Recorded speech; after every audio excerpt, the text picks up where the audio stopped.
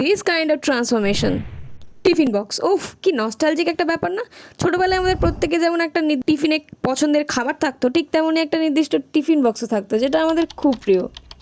আর ঠিক তেমনই এই টিফিন বক্সটা ছিল আমার খুব প্রিয়।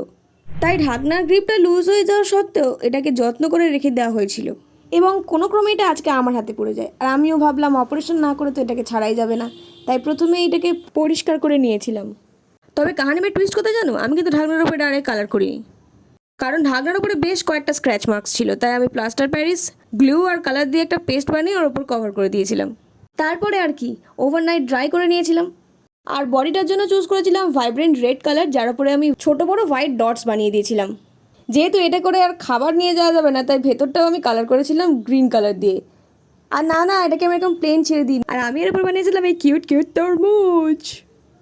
পাই দেবে এই গরমে কে কে তরমুজ খেয়েছে বলো তো?